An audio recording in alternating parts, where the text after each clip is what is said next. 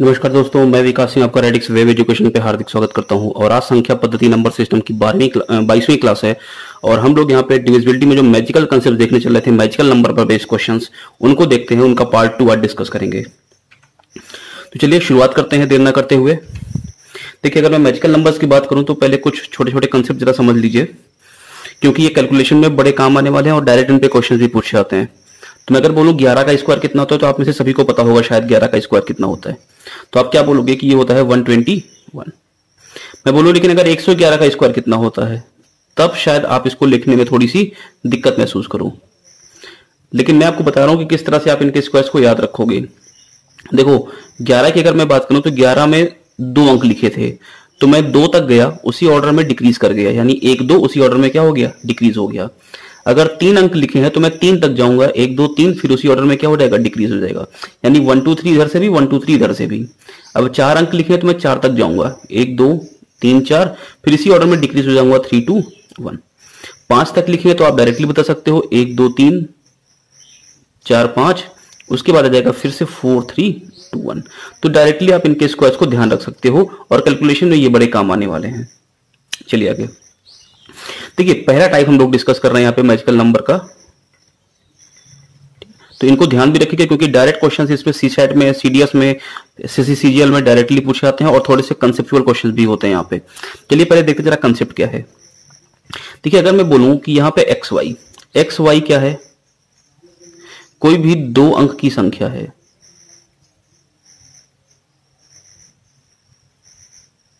यानी 2 digit number. तो यदि ये कोई 2 अंक की संख्या है, 2 डिजिट नंबर है, और इसको हम 10101 में मल्टीप्लाई करते हैं, तो देखो ये संख्या कितनी बार, 3 बार रिपीट हो जाती है, एक्स वाई और एक्स वाई। यानी कि किसी भी 2 अंक की संख्या को यदि 3 बार रिपीट कराना हो तो उसे 10101 में मल्टीप्लाई कर दें। जैसे अगर मैं आपसे बोलूं कि 23 को 10101 में मल्टीप्लाई कर दें, तो ये कितना हो जाएगा, ये हो जाएगा 23 23 23। बोलो, बात समझ में आ रही है? ऐसे अगर मैं आपसे बोलूं कि 58 को 10101 में मल्टीप्लाई कर दें, तो ये कितना हो जाएगा, 58 58 58।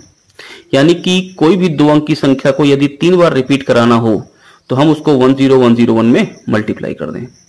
अब ये 10101 है कि अब देखो, ये जो xy ये बनी है, ये कितने अंक की है, ये 2 अंक की रिपीटेशन हुई है 3 बार, यानी कि ये 6 अंक की संख्या है।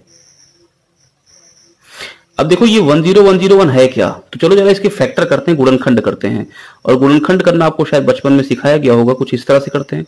अब ये 2 से तो कटेगा नहीं, तो 3 से काटते हैं। 3 3 9, 1 10, 11, 3 3 9, 2 11, 20, 3 6 18, 2 20 और 21, 3 7 21। अब देखो, ये संख्या 3 से अब नहीं कटेगी, है ना, क्योंकि 3 कट गया, 3 कट गया, 6 कट गया, लेकिन 7 3 से नहीं कटता। तो अब जरा 7 से काट के देखते हैं। आओ, 5 से तो कटेगा नहीं, 7 से काटे तो 7 चौका 28, 5 56, 7 8 56 और 7 1 कम 7, 7 से कट गया।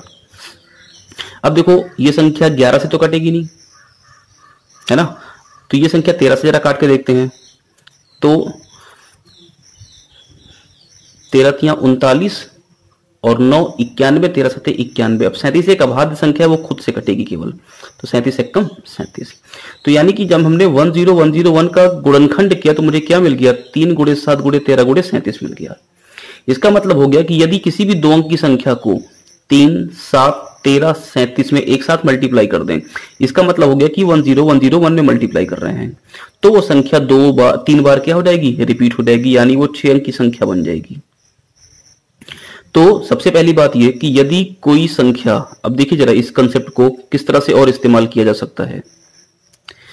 तो पहले तो आप ये ध्यान रखिए कि 10101 का गुणनखंड क्या होता है, वो होता है 3 7 13 37। और एक बात हम बहुत अच्छे से जानते हैं कि मान लो कि कोई 2 नंबर का मल्टीप्लाई करके कोई संख्या बन रही है, तो वो जो संख्या मल्टीप्लाई करके बनी इन 2 नंबर का, वो पहली वाली से भी डिवाइड होगी और दूसरी वाली से भी डिवाइड होगी, यानी ये दोनों से क्या होगी, डिविजिबल होगी। इतनी बात क्लियर है? तो मैं यहां पे ये बोल रहा हूं कि ये जो संख्या मेरी 2 अंक की है एक्स वाई, ये 3 बार रिपीट हुई है। तो जब किसी संख्या की, किसी 2 अंक की संख्या की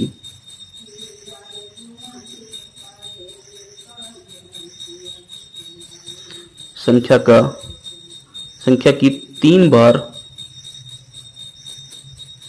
पुनरावृत्ति यानी कि रिपीटिशन हो तो वह संख्या, अब पुनरावृत्ति 3 बार कब होगी 2 अंक की संख्या की? जब वो 10101 से मल्टीप्लाई होगी, या तो मैं बोलूं 10101 से, या मैं बोलूं 3 7 13 37 से मल्टीप्लाई होगी। तो वह संख्या 10101 3 7 13 तथा 37 से पूर्णतया विभाज्य होगी।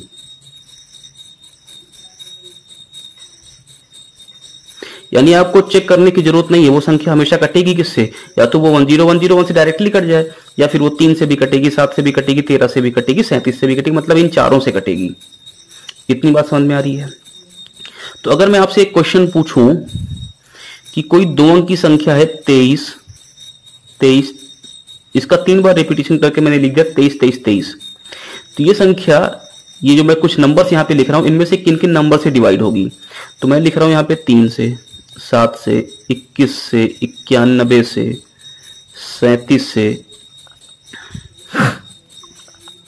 101 से, 111 से, और चलो इतनी संख्याएं हैं मेरे पास। अब मुझसे ये पूछना है कि ये जो नंबर है 23 23 23, ये इतनी संख्या मेरे पास लिखी हैं, इन संख्याओं में से किन से डिवाइड हो रही है? तो चलिए जरा समझते हैं। जो संख्या मुझे मल्टीप्लिकेशन में मिल जाएगी वो संख्या से कटेगा। अब बताओ, 3 से तो डायरेक्टली मल्टीप्लाई हुआ है तो 3 से कटेगा, 7 से डायरेक्टली मल्टीप्लाई हुआ है तो 7 से कटेगा। अब 21 की बात करते हैं, तो देखो 3 और 7 के मल्टीप्लाई में 21 मिलता है कि नहीं मिलता है? इसलिए ये 21 से भी कटेगा। 91, 13 और 7 के मल्टीप्लाई में क्या 91 मिलता है? मिलता है, तो 91 से भी कटेगा। 37 का मल्टीप्लाई है तो ये 37 से भी कटेगा। बात समझ में आ रही? 101, अब देखो 101 कहीं है क्या मल्टीप्लाई में? कहीं नहीं है, तो ये 101 से नहीं कटेगी। 111, 37 यहाँ कितना होता है? 111 होता है, इसका मतलब ये 111 से भी कटेगी, क्योंकि 37 और 3 दोनों यहाँ पे मौजूद हैं। तो ये संख्या 111 से कटेगी, मतलब 3 से भी कटेगी, 7 से भी कटेगी, 21 से भी डिवाइड होगी, 91 से भी होगी, 37 से भी होगी और 111 से भी होगी। केवल इससे 101 से डिवाइड नहीं होगी, क्योंकि 101 मुझे कहीं मल्टीप्लाई में नहीं दिख रहा है। बात समझ में आई? तो कोई भी 2 अंक की संख्या की यदि 3 बार पुनरावृत्ति हो तो वो संख्या किससे डिवाइड होती है? 3 से, 7 से, 13 से, 37 से, इनके आपस में मल्टीप्लाई से भी, और 101 यानी कि 10101 इनसे भी डिवाइड होगी। इतनी बात समझ में आ गई? तो ये कंसेप्ट जरा ध्यान रखिए, इस पे क्वेश्चंस बहुत पूछे आते हैं, मैं भी क्वेश्चंस भी आपको कराऊंगा साथ में। चलिए आगे। अब मैं जरा दूसरे नंबर्स पे चलता हूं, ये टाइप 2 है, जरा इसको ध्यान रखिएगा।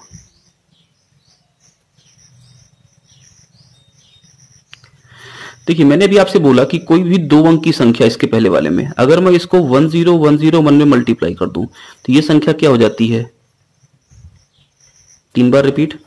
अब देखो यहाँ पे एक अंक मैंने x लिया है, दूसरा वाला अंक मैंने y लिया है, अलग अलग अंक लिए हैं। लेकिन मैं अगर आपसे बोलूं कि दोनों ही अंक सेम हो जाएं तब, यानी कि मैं अगर आपसे ये बोलूं कि ये जो, जैसे कि मान लो अभी क्या है, 15 लिया, 19 लिया, 21 लिया, तो ये अलग अलग अंक है ना। लेकिन मैं बोलूं 22 ले लो, 33 ले लो, यानी दोनों अंक कैसे हो? सेम हो। तो मैंने मान लिया कि संख्या मेरी क्या है? xx। और इसको अगर मैं 10101 में गुणा करूं तो देखो जहां जहां y था वहां x हो गया, यानी कि 2 बार तो रिपीट हुआ। लेकिन अब ये देखो, मैं क्या बोल सकता हूं यहां पे कि ये जो xx है इसको मैं और तोड़ सकता हूं। कैसे? x इंटू 11 लिख सकता हूं। किसी भी 2 की, 2 को मैंने 11 से गुणा कर दिया, मुझे क्या मिल जाएगा? 22 मिल जाएगा। 1 को मैंने 11 से गुणा कर दिया, मुझे क्या मिल जाएगा? 11 मिल जाएगा। मैं 3 को 11 से गुणा कर दूंगा, मुझे क्या मिल जाएगा? 33 मिल जाएगा। मेरी बात समझ में आ रही है? तो इस बात को आप जरा बहुत अच्छे से ध्यान में रखिए। तो मैंने क्या किया, x ना लिखकर इसको x इंटू 11 लिख दिया, यानी 11। अब देखो इसको अगर मैं पूरा तोड़ के लिखूं तो ये क्या है? x, डबल x को मैंने क्या लिख दिया? x इंटू 11, और इंटू ये 10101 था ही। अब बताओ 11 तो खुद एक अभाज्य संख्या है, ये तो केवल 11 से ही कटेगी और 1 से कटेगी। तो 10101 को तोड़ा तो क्या मिला, 3 मिला, 7 मिला, 13 मिला, 37 मिला, साथ में देखो 11 भी मिल गया। यानी कि मैं ये बोल सकता हूं कि किसी भी एक अंक की संख्या को यदि 3, 7, 11, 13, 37 में मल्टीप्लाई कर दें तो वह संख्या क्या हो जाएगी, 6 अंकों की बन जाएगी, यानी 6 बार रिपीट हो जाएगी। मेरी बात समझ में आ रही है? तो जरा देखो कुछ चीजें यहां पे क्या क्या कंसेप्ट निकलता है। पहला कंसेप्ट तो यह है कि किसी भी एक अंक की संख्या को 6 बार अगर रिपीट कराना हो तो मुझे क्या करना पड़ेगा, इसको 11 इंटू 10101 में मल्टीप्लाई करना पड़ेगा। तो ये क्या हो जाएगी, 6 अंक की हो जाएगी। बोलो, इतनी बात क्लियर? अब इसी में मैं देखो थोड़ी सी तोड़फोड़ और कर रहा हूं। मैं बोल रहा हूं कि x को ऐसे लिखो, 11 को गुणा कर दो इसमें, तो बताओ ये 11 11 11 नहीं बन जाएगा? किसी भी दो अंक की संख्या को अगर मैं गुणा कर दूं 10101 में तो वो संख्या 3 बार रिपीट हो जाएगी, तो ये 11 11 11 बन जाएगा। आप इसको अगर मल्टीप्लाई करोगे तो भी तो यही आएगा। तो मैं ये भी बोल सकता हूं किसी एक अंक की संख्या को किसमें मल्टीप्लाई कर दें, 6 बार 1 में, तो ये 6 बार रिपीट हो जाएगी, है ना। तीसरा फॉर्मेट देखो इसका। अब इसी 10101 को मैंने तोड़ा, कैसे तोड़ा, 3, 7, 13, 37 में तोड़ा और साथ में 11 का मल्टीप्लाई और था। यानी मैं बोलूं कि किसी एक अंक की संख्या को 3, 7, 11, 13 और 37 में मल्टीप्लाई कर दो तो भी वो संख्या क्या हो जाती है, 6 बार रिपीट हो जाती है। तो 11 इंटू 101 को ही मैं 11 11 11 लिख सकता हूं। यानी कि एक अंक की संख्या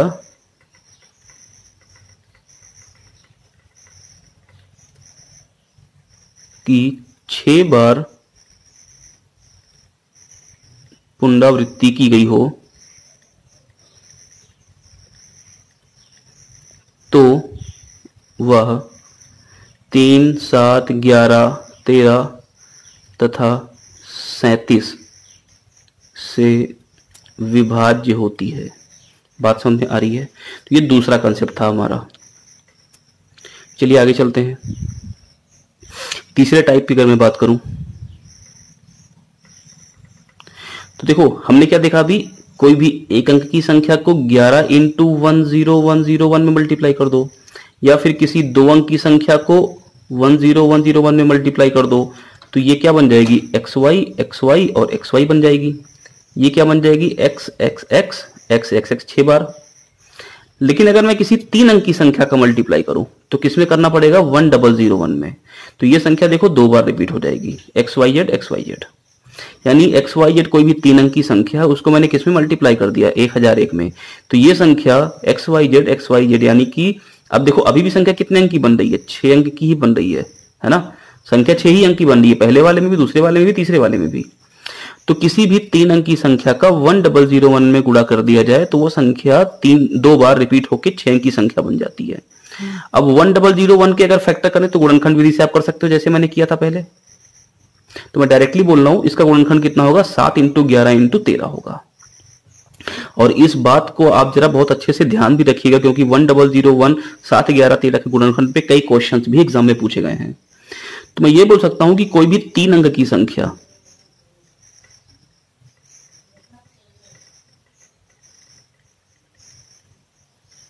को 2 बार रिपीट किया गया हो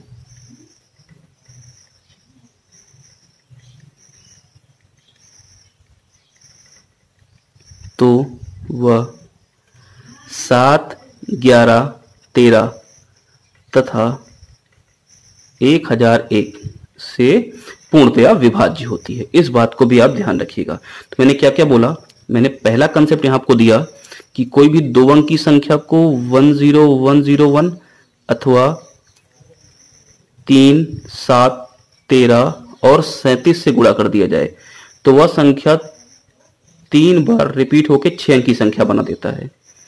या मैंने आपको बोला कि कोई 1 अंक की संख्या को 6 बार 1 यानी 3 अंक की संख्या को 3, 7, 11, 13 और 37 में गुणा कर दिया जाए तो वो संख्या 6 बार रिपीट हो जाती है।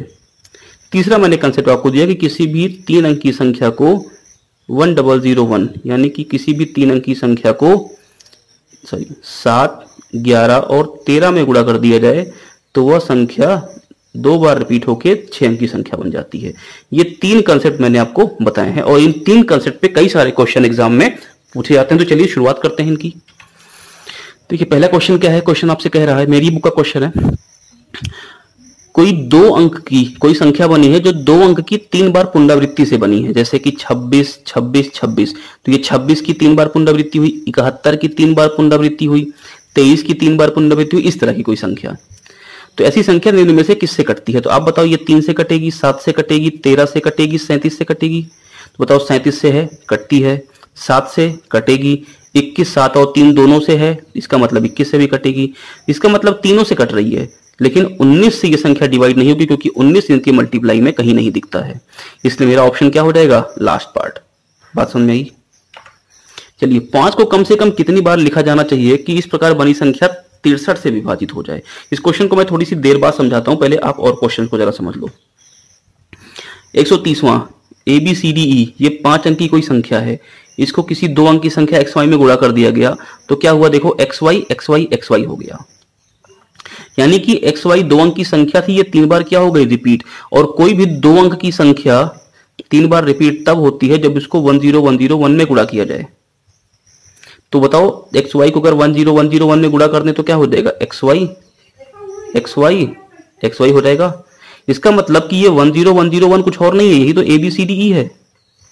तो A कितना हो गया? 1 हो गया। B कितना हो गया? 0। C कितना हो गया? 1। D कितना हो गया? 0। E कितना हो गया? 1। सबको जोड़ने के लिए बोला है कि A plus B plus C plus D plus E जोड़ दो, तो भाई 1 प्लस 1 प्लस 1 कितना हो गया? 3। मेरा ऑप्शन कौन सा हो जाएगा? A part. बात क्लियर हुई? अब देखो यहाँ पे कोई भी 3 अंक की संख्या XYZ है, उसको ABCD में मल्टीप्लाई किया गया है। तो ये संख्या XYZ देखो 2 बार रिपीट हो गई है। तो कोई भी 3 अंक की संख्या को जब मैं 1001 में मल्टीप्लाई करता हूं तब ये 2 बार रिपीट होती है, यानी कि A 1 है, B 0 है, C 0 है और D 1 है। सबको जोड़ने को बोला है तो 1 और 1 कितना हो गया? 2। खत्म क्वेश्चन।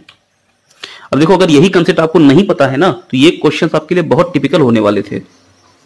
अब देखो 132वें क्वेश्चन में क्या किया गया है? अब यहां पे बोला गया x को मल्टीप्लाई किया गया है, ये 5। अब देखना जरा एक बात, पुराने वाले क्वेश्चंस में क्या था? ये कोई एक संख्या है ABCD जिसमें 4 अंक हैं A B C और D। लेकिन इस वाले क्वेश्चन में क्या है? A कोई अलग संख्या है जिसका मल्टीप्लाई किसी संख्या B में, किसी संख्या C में, किसी संख्या D और किसी संख्या E, इन 5 संख्याओं का आपस में मल्टीप्लाई होता है।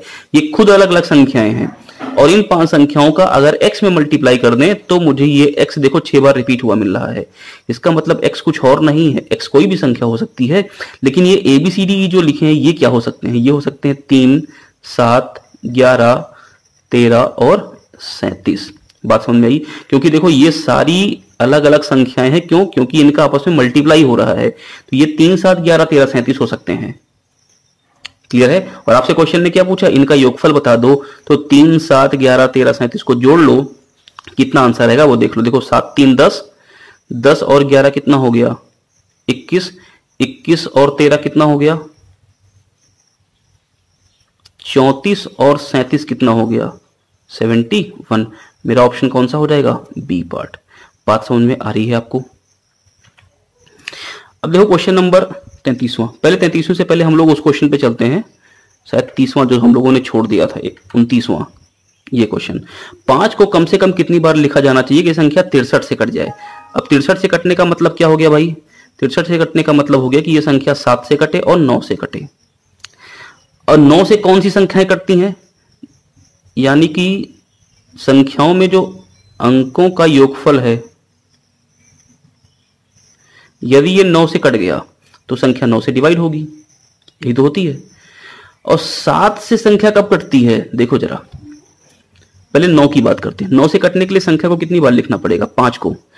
5 को मैं कम से कम 9 के मल्टीपल में लिखूंगा तो देखो 5, 5, 10, 5, 15, 5, 25, 5, 30, 5, 35, 5, 40, 5, 45। कितनी बार लिखा? 1, 2, 3, 4, 5, 6, 7, 8, 3, 3, 6, 2, 8 और 1, 9। 9 बार लिख दिया। तो 9 बार लिखा तो ये संख्या मेरी किससे कटेगी? ये 9 से कटेगी। यानी 5 को कम से कम तो 9 बार लिखना ही पड़ेगा। लेकिन अब देखते हैं क्या ये 7 से भी कटेगा? तो बताओ 7 से कटने के लिए किसी भी एक अंक की संख्या को 6 बार लिखना पड़ता है, तभी तो वो 3, 7, 11, 13, 37 से मल्टीप्लाई होके 3, 4, 5, 6 इस तरह से बनता है ना संख्या। तो जब 7 से कटना है, क्योंकि 7 का मल्टीप्लाई है, तो 7 से कब कटेगी, जब ये संख्या मेरी 6 बार लिखी होगी। तो 9 से कटने के लिए तो संख्या को 9 बार लिखना है, लेकिन 7 से कटने के लिए संख्या को कितनी बार लिखना पड़ेगा, 6 बार। अरे बात समझ में आ रही है? यानी ये जो संख्या है इतनी मेरी 1, 2, 3, 4, 5 और 6, ये इतनी संख्या तो मेरी 7 से कट जाएगी। बात समझ में आ गई? और ये पूरी संख्या 9 से कटेगी। इसका मतलब ये जो 3 बार 5 लिखा है ये तो नहीं कटेगा ना 7 से, तो 7 से तो पूरी तरह नहीं कटा, और 7 से नहीं कटेगा तो 63 से नहीं कटेगा। इसका मतलब है कि 9 और 7 दोनों के मल्टीपल में संख्या को लिखना पड़ेगा कि 7 से भी कट जाए, और 7 से कटने के लिए संख्या को कितनी बार लिखना पड़ेगा, 6 बार। 9 से कटने के लिए संख्या को कितनी बार लिखना पड़ेगा, 9 बार। तो हमें वास्तव में संख्या को कितनी बार लिखना है, तो 9 और 6 का क्या ले लो, एलसीएम ले लो, कितना हो गया 18 बार। देखो कैसे, अगर मैं 18 बार लिख दूं 5, तो देखो 3, 4, 5, 6, ठीक है। जरा मैं इंक बदल रहा हूं आपको दिखाने के लिए। 7, 8, 9, 10, 11, 12, और फिर मैं तीसरा नंबर यहां पे ले लेता हूं 12, 13, 14, 15, 16, 17 और 18। ये 18 बार लिखा हुआ है। अब जरा समझो, अगर 18 बार लिखा है तो ये संख्या 7 से कटेगी, ये संख्या 7 से कटेगी, और ये संख्या 7 से कटेगी, यानी 7 से तो सब कट गए। इतनी बात क्लियर है? अब मैं बात करता हूं 9 की, जरा समझना। 9 की अगर मैं बात करूं तो 9 से कैसे संख्याएं कट रही हैं, देखो 6 तो ये है, 7, 8, 9, ये संख्याएं 9 से कटेंगी, ये 3 और 6, 9, ये संख्याएं 9 से कटेंगी, यानी 9 से भी सभी डिवाइड हो गए यहां पे, और 7 से भी कट गए। 7 से कटने के लिए ये 6 का पेयर बन गया, और 9 से कटने के लिए ये 2 पेयर बन गया। यानी कि संख्या को कितनी बार लिखना पड़ेगा, 9 से कटने के लिए संख्या को 9 बार लिखना पड़ेगा, 7 से कटने के लिए संख्या को 6 बार लिखना पड़ेगा। इसलिए 9 और 6 का एलसीएम ले लो, संख्या को वास्तव में कितनी बार लिखेंगे, 18 बार लिखेंगे। बात समझ में आ गई? चलिए, ये थोड़ा सा टेक्निकल क्वेश्चन था, अच्छा क्वेश्चन था, लेकिन आप इस चीज को समझिए अच्छे से जरा। चलिए अब आगे चलते हैं।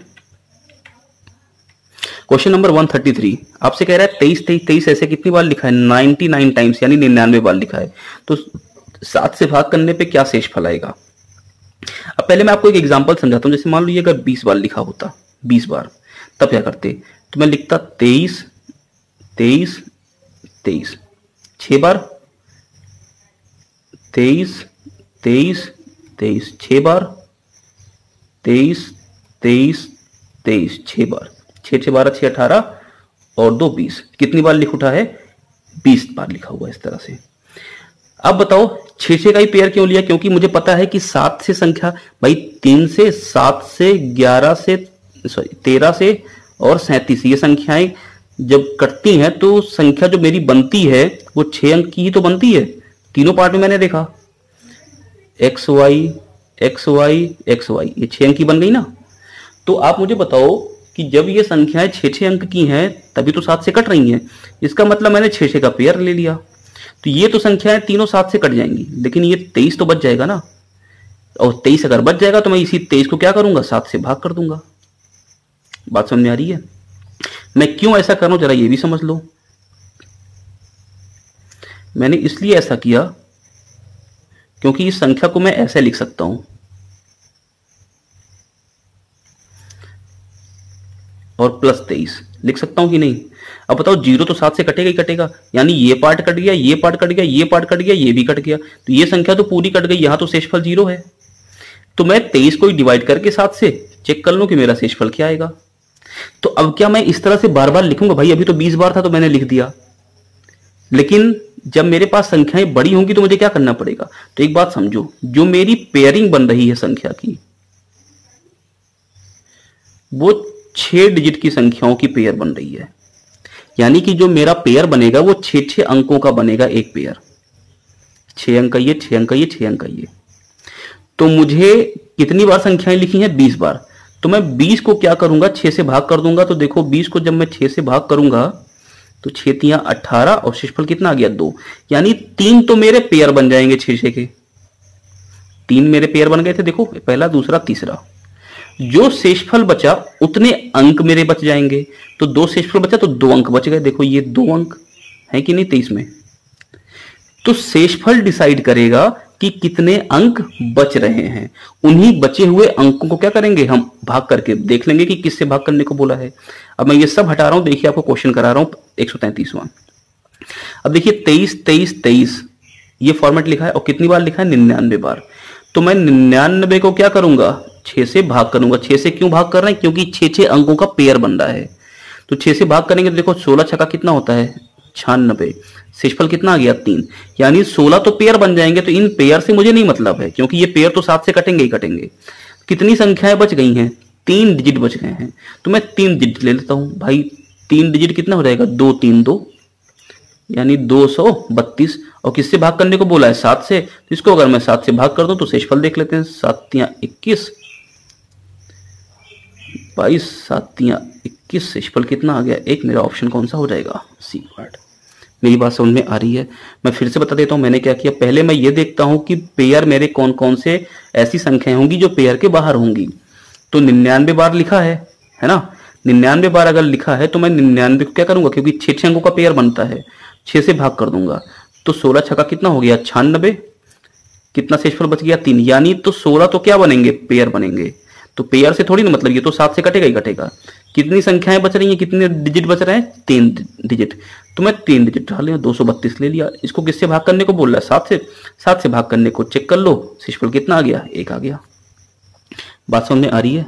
इस क्वेश्चन को समझिए। 13 से भाग करने को बोला, आपको यही बोलेगा। 3 से ही देगा, 7 से देगा, 11 से दे सकता है। तो 11 से देगा तो कि एक ही अंक की संख्या होगी। फिर 13 से दे सकता है, 37 से दे सकता है। इन्हीं से आपको डिवाइड करने को क्वेश्चन बोल सकता है। अब अगर मुझे 13 से भाग करना है तो पहले जाओ समझ लो। 40 40 40 कितनी बार रिपीट हुआ? 103 बार। तो 103 को मैं क्या करूंगा? 6 से भाग करूंगा। क्यों 6 से? क्योंकि 6 अंकों का पेयर बनता है। तो 6 से भाग करूंगा तो देखो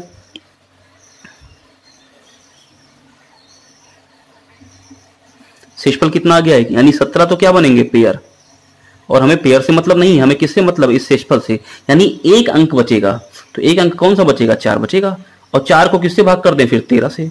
13 से 4 को भाग करेंगे, 0 बार जाएगा, शेषफल कितना रहेगा? खुद 4 आ जाएगा। ऑप्शन कौन सा हो जाएगा? D part. मेरी बात समझ में आपको आ रही है? तो चलिए इस सेशन को आप पूरा देखिए अच्छे से। एक बार देखिए, 2 बार देखिए, क्योंकि ये सेशन थोड़ा सा इंपॉर्टेंट है। और अगर मैंने आपको क्वेश्चन नंबर 30 की बात करूं, 31 की बात करूं और 32 की, तो ये सारे क्वेश्चन आपके एग्जाम में पूछे गए हैं। तो इनको ध्यान रखिएगा अच्छे से। तो आज के लिए इतना ही रखते हैं, बाकी मिलते हैं आगे सक्सेसिव डिवीजन वाले पार्ट में। तब तक के लिए धन्यवाद।